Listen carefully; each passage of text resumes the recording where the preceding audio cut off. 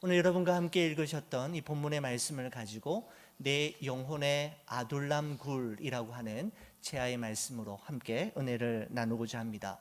하나님과 하나님의 백성을 모욕하는 블레셋 장수 골리앗을 쓰러뜨리고 역사의 무대 위에 당당히 올라선 다윗은 승리자의 기쁨을 만끽하기도 전에 도망자의 삶을 시작해야만 했습니다. 사울 왕의 미움과 시기가 이미 돌이킬 수 없는 상태에까지 이르렀음을 알게 된 다윗은 3일 동안 앞도 뒤도 바라보지 않고 아무것도 먹지 못한 채 혈혈단신으로 도망을 치게 되는데 바로 놉 땅이었습니다.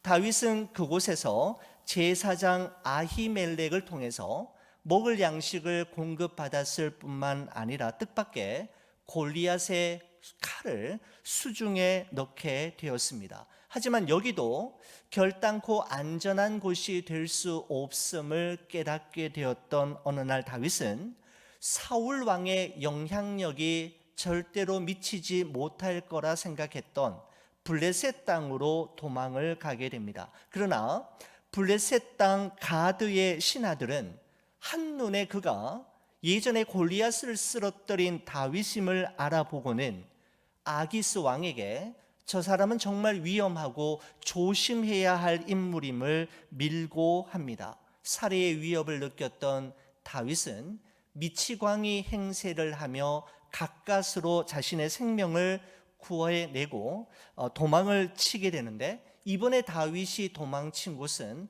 아둘람이라는 굴이었습니다. 오늘 여러분과 함께 나눌 사무엘상 22장의 말씀에서 우리는 도망자 다윗과 추격자 사울의 모습을 동시에 볼 수가 있습니다. 22장은 1절과 2절에 이런 말씀으로 시작이 됩니다. 그러므로 다윗이 그곳을 떠나 아둘람 굴로 도망하매 그의 형제와 아버지의 온 집이 듣고 그리로 내려가서 그에게 이르렀고, 환난 당한 모든 자와 빚진 모든 자와 마음이 원통한 자가 다 그에게로 모였고 그는 그들의 우두머리가 되었는데 그와 함께한 자가 400명 가량이었더라 라고 말씀하고 있습니다. 다윗이 블레셋을 떠나 아둘람 굴로 도망을 쳤을 때 형제들과 가족들이 다윗에게로 나오게 됩니다. 여러분, 짐작컨대 사울이 이제는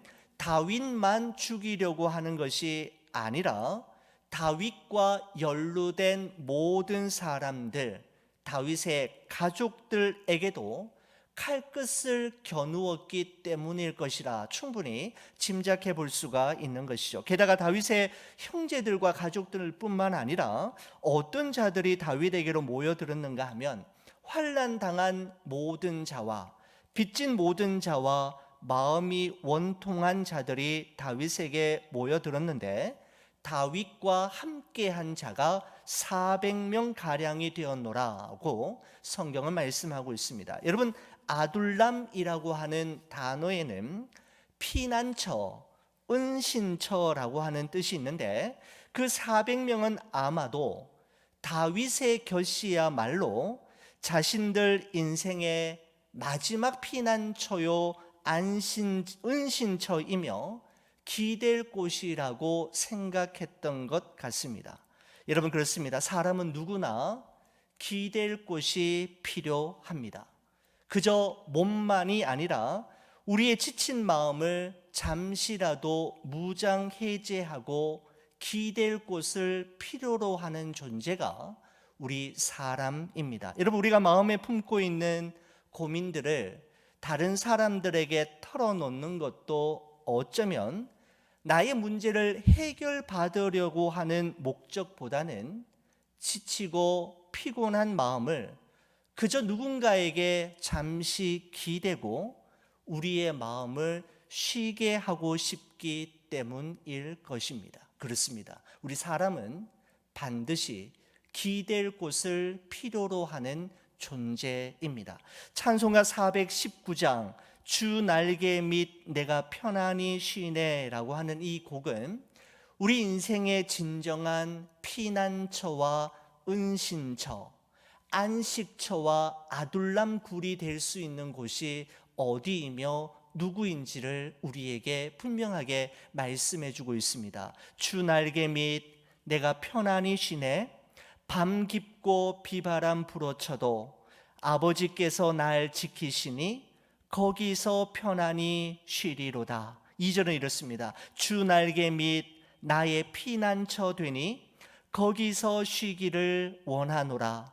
세상이 나를 위로치 못하나 거기서 평화를 누리리라. 3절은 이렇습니다. 주 날개 및 참된 기쁨이 있네. 고달픈 세상길 가는 동안 나 거기 숨어 돌보심을 받고 영원한 안식을 얻으리라. 그러면서 후렴구는 이렇죠. 주 날개 및 평안하다.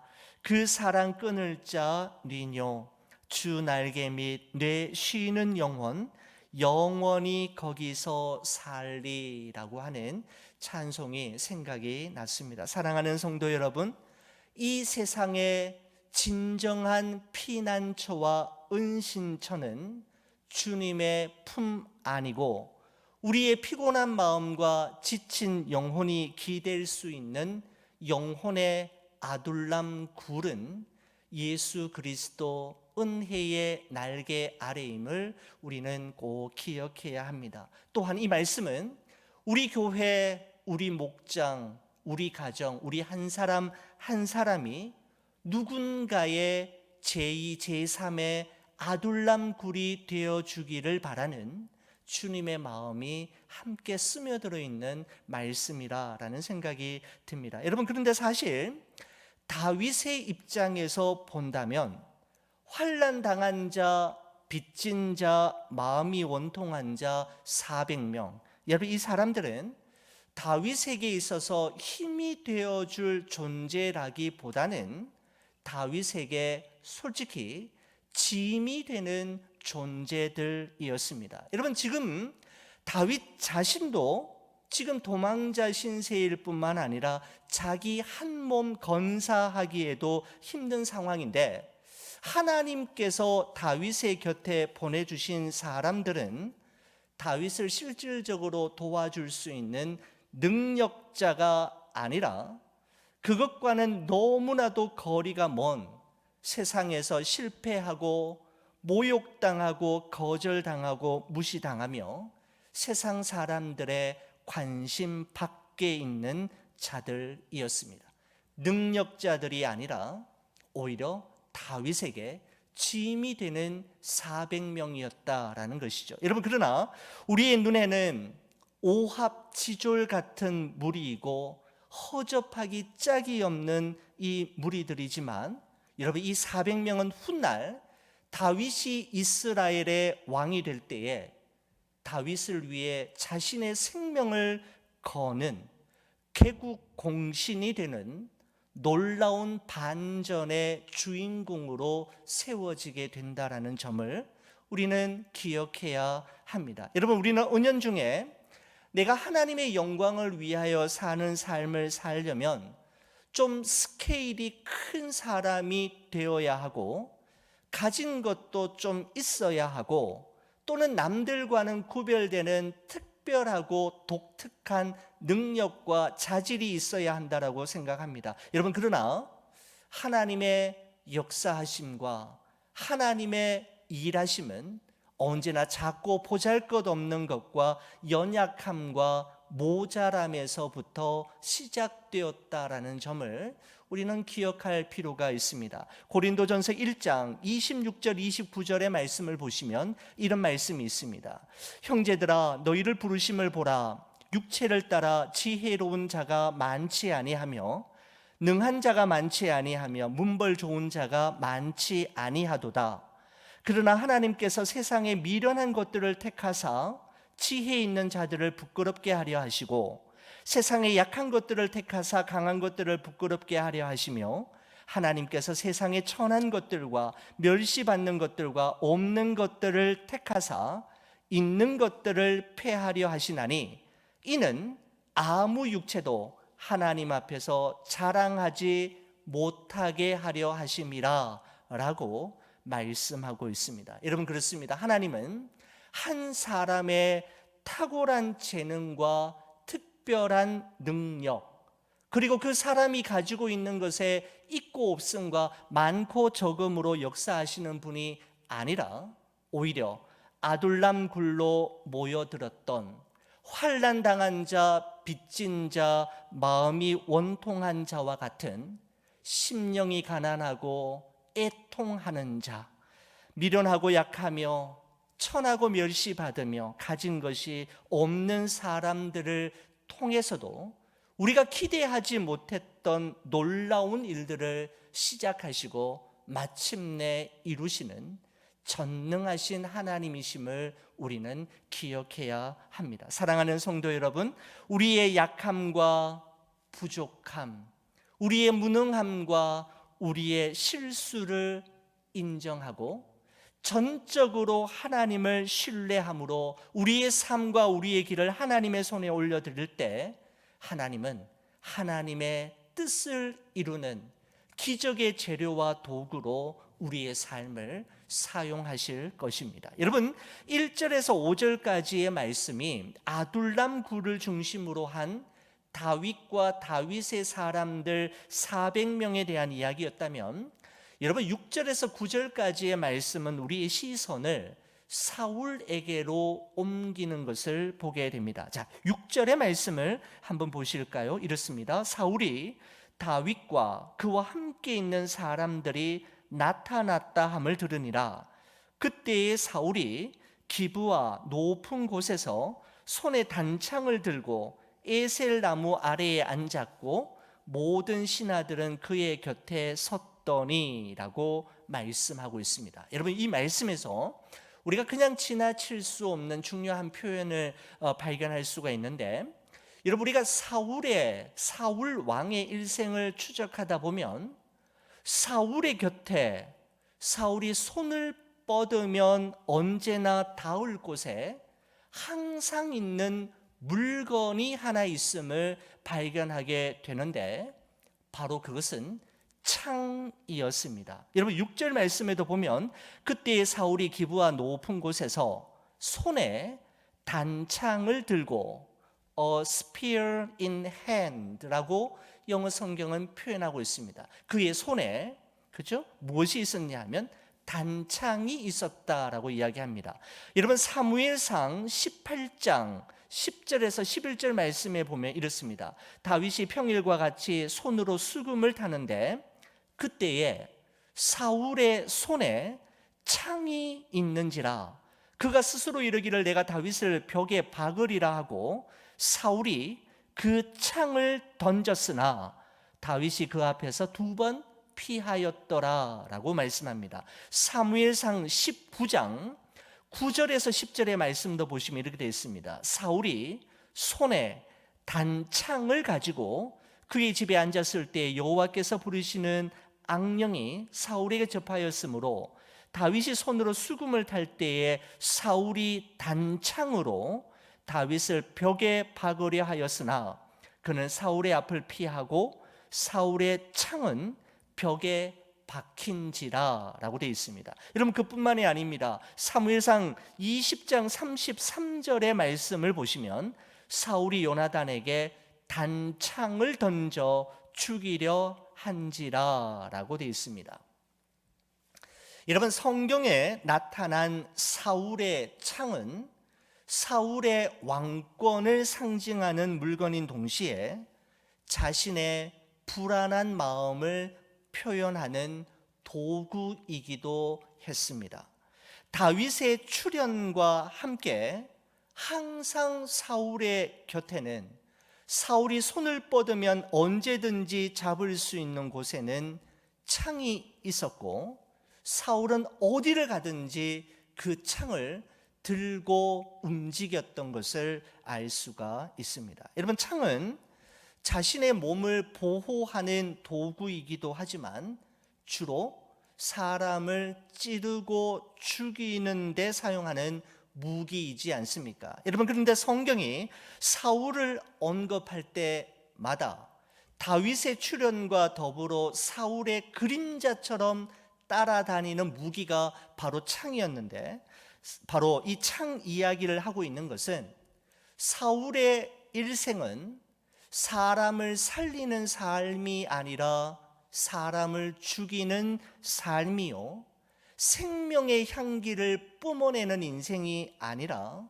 사망의 악취를 뿜어내는 인생이었음을 의도적으로 우리에게 보여주려 한다. 저는 이 본문을 그렇게 해석해 보았습니다. 여러분, 그렇습니다. 똑같은 인생을 살아도 가슴에 창을 품고 살아가는 사람은 사울처럼 미움, 다툼, 시기, 질투, 정죄와 경쟁, 열등감과 우월감과 같은 사망의 악취를 끊임없이 뿜어내며 살아가게 되는 것입니다. 여러분, 이런 말이 있지요. 소는 물을 먹고 젖을 만들지만 뱀은 물을 먹고 독을 만든다라는 말이 있습니다. 이 말은 무엇을 먹느냐보다 더 중요한 것은 어떤 존재이냐라는 것입니다. 여러분, 똑같은 물을 먹어도 소는 사람을 살리는 젖을 만들어내지만 뱀은 아무리 최고급 생수를 마셔도 사람을 죽이는 독을 만들 것입니다. 여러분, 예수님께서는 누가복음 6장 45절 말씀에서 이렇게 말씀하셨습니다. 선한 사람은 마음에 쌓은 선에서 선을 내고 악한 자는 그 쌓은 악에서 악을 내나니 이는 마음에 가득한 것을 입으로 말함이니라 라고 말씀하셨습니다. 사랑하는 우리 성도 여러분, 여러분은 어떤 사람입니까? 여러분의 마음을 무엇으로 채워가고 있으며 여러분의 가슴에는 무엇을 품고 살아가고 있습니까? 사울의 창과 독사의 독을 품고 살아가는 사람이 아니라 사랑과 희락과 화평과 오래 참음과 자비와 양성과 충성과 온유와 절제와 같은 예수 그리스도의 성품과 마음을 품고 살아가시는 여러분과 제가 되기를 간절히 축원을 드립니다. 여러분, 창을 품고 살았던 사울 왕은 가는 곳마다 사람을 찌르고 죽이고 죽일 자가 누구인지를 찾는데 혈안인 인생이었습니다. 에돔 사람 도액으로부터 놉 땅에 사는 제사장 아히멜렉이 도망자인 다윗에게 먹을 양식과 골리앗을 칼을 주었다라는 정보를 입수하게 된 사울은 다윗의 도피를 도왔던 제사장 아히멜렉뿐만 아니라 놉 땅에 사는 85명의 제사장들을 한자리에서 칼로 찔러 죽였을 뿐만 아니라 그 놉 땅의 남녀노소를 막론하고 젖먹이는 아이들까지 소와 나귀와 양들까지 모조리 몰살시키는 엄청난 만행을 저지르고 맙니다. 창을 품었던 자, 그 창으로 많은 사람들의 눈에 눈물을 흘리게 하는 인생으로 전락해가는 모습을 볼 수가 있는 것이죠. 여러분, 차마 눈뜨고 볼 수 없는 그야말로 피비린내 나는 살상이 벌어지고 있는 그 현장에서 극적으로 살아남아서 다윗에게로 도망친 사람이 있었는데 20절 21절 말씀을 보시면 아히두베의 아들 아히멜렉의 아들 중 하나가 피하였으니 그의 이름은 아비아달이라. 그가 도망하여 다윗에게로 가서 사울이 여호와의 제사장들 죽인 일을 다윗에게 알리매라고 말씀하고 있습니다. 바로 자기로 말미암아 자기 때문에 자기의 도피를 도와주었다라고 하는 그 이유 하나만으로 많은 사람들이 살상을 당해야만 하는 이 통탄할 이 사건 앞에 바로 이러한 순간에 다윗이 지은 시가 시편에 나오게 됩니다. 여러분 시편 52편의 말씀을 여러분 한번 찾아보시기 바랍니다. 시편 52편입니다. 여러분 성경책을 여러분 한번 직접 한번 찾아주시면 좋겠습니다. 시편 52편의 말씀을 보시면 여러분 제가 가지고 있는 성경 시편 52편에 보시면 그 1절 위에 표제어가 이렇게 되어 있습니다. 다윗의 마스길이라고 되어 있는데 마스길이라는 말은 교훈이라고 하는 뜻입니다. 인도자를 따라 부르는 노래라고 하면서 에돔인 도액이 사울에게 이르러 다윗이 아히멜렉의 집에 왔다고 그에게 말하던 때에라고 되어 있습니다. 바로 시편 52편이 언제 지어진 시인가? 바로 사무엘상 22장을 배경으로 하고 있다라는 것이죠. 자, 우리 그러면 그때 지은 우리 다윗의 시편 52편을 여러분과 제가 한 절씩 한번 천천히 교독해 보도록 하겠습니다. 52편 1절 제가 먼저 보겠습니다. 포악한 자여, 바로 그 도액을 이야기하겠죠. 내가 어찌하여 악한 계획을 스스로 자랑하는가? 하나님의 인자하심은 항상 있도다. 내 혀가 심한 악을 꾀하여 날카로운 삭도 같이 간사를 행하는도다. 내가 선보다 악을 사랑하며 의를 말함보다 거짓을 사랑하는도다. 셀라. 간사한 혀여, 너는 남을 해치는 모든 말을 좋아하는도다. 그런즉 하나님이 영원히 너를 멸하심이요 너를 붙잡아 내 장막에서 뽑아내며 살아있는 땅에서 내 뿌리를 빼시리로다. 셀라. 의인이 보고 두려워하며 또 그를 비웃어 말하기를 이 사람은 하나님을 자기 힘으로 삼지 아니하고 오직 자기 재물의 풍부함을 의지하며 자기의 악으로 스스로 든든하게 하던 자라 하리로다. 그러나 나는 하나님의 집에 있는 푸른 감람나무 같음이요 하나님의 인자하심을 영원히 의지하리로다. 네, 함께 봅니다. 주께서 이를 행하셨으므로 내가 영원히 주께 감사하고 주의 이름이 선하심으로 주의 성도 앞에서 내가 주의 이름을 사모하리이다. 아멘. 우리 여러분 거기 말씀해 보시면은 여러분 특별히 52편 7절과 8절을 여러분 다시 한번 보시기 바랍니다. 이 사람은 바로 에돔 사람 도액은이라는 말이죠. 이 사람 도액은 하나님을 자기 힘으로 삼지 아니하고 오직 자기의 재물의 풍부함을 의지하며 자기 악으로 스스로 든든하게 하던 자라 하리로다. 그러나 나는, 다윗을 이야기합니다, 하나님의 집에 있는 푸른 감람나무 같음이요 하나님의 인자하심을 영원히 의지하리로다 라고 이야기합니다. 여러분 그렇습니다. 사람은 누구를 바라보고 무엇을 의지하며 사느냐에 따라 그의 일생이 결정됩니다. 하나님을 바라보고 하나님의 인자하심을 의지하는 사람의 일생과 자신이 소유한 재물의 풍부함을 의지하고 창과 독을 품고 살아가는 사람의 일생이 결단코 동일할 수는 없는 것입니다. 사무엘상 22장은 다윗이 자기 때문에 무고한 죽임을 당한 제사장 아히멜렉의 아들인 아비아달에게 다윗이 약속하는 것으로 마무리가 됩니다. 여러분 23절 사무엘상 22장 23절 말씀이 이렇습니다. 두려워하지 말고 내게 있으라. 내 생명을 찾는 자가 내 생명도 찾는 자니 내가 나와 함께 있으면 안전하리라 하니라 라고 되어 있습니다. 여러분 엄청난 비극과 슬픔을 통해 제사장 아비아달은 다윗과 함께 지내게 되었고 이후 이 제사장 아히멜렉의 아들인 이 아비아달은 다윗에게 어려운 순간순간마다 하나님의 뜻과 하나님의 길이 무엇이며 어디인지를 전달하는 역할을 하게 되고 결국 다윗의 나라를 세우는 1등 공신으로 쓰임 받게 됩니다.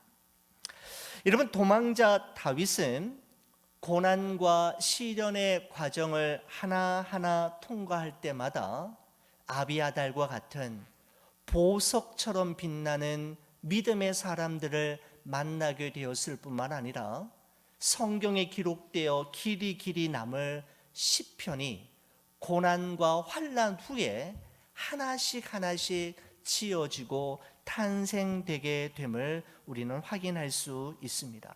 여러분, 15년 동안 이어지는 이 힘겨운 도망자의 삶을 통해 다윗은 하나님과 동행하는 법을 배우게 되고, 하나님이 생략된 삶은 있을 수 없고 하나님의 은혜 없이는 단 한순간도 존재할 수 없다는 사실을 온 몸으로 체득하게 됩니다.